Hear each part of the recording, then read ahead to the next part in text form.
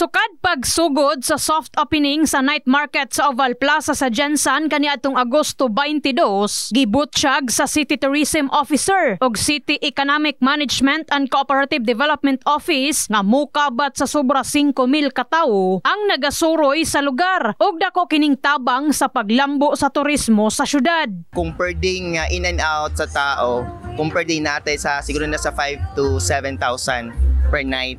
And nagapik ang foot traffic diri especially during Fridays and last long weekend.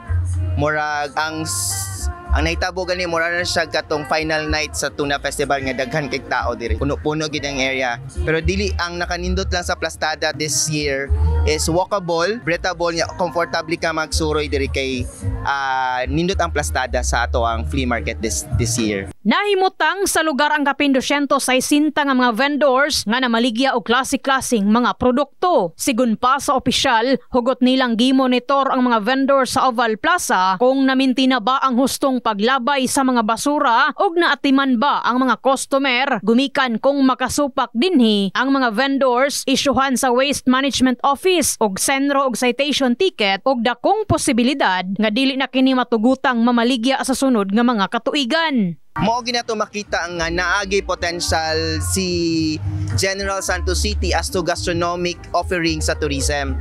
Kay major na motivation or major siguro na offering diri is na mga bago na mga food nga gina-offer ang ato mga traders and stall owners.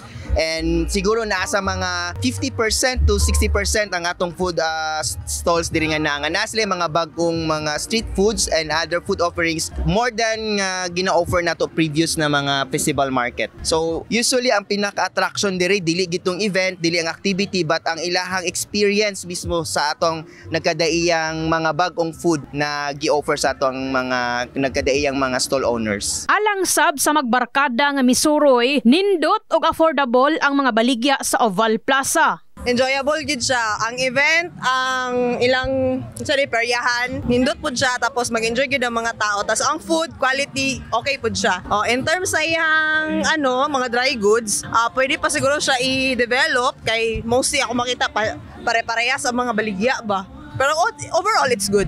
Dagsa sab ang mga turista gikan sa managlahing lugar sa rehiyon aron iselebrar ang ika-26 ka tuig nga Tuna Festival sa Jensan. In the heart of changing lives, kini si Enami Mugpon, Brigada News.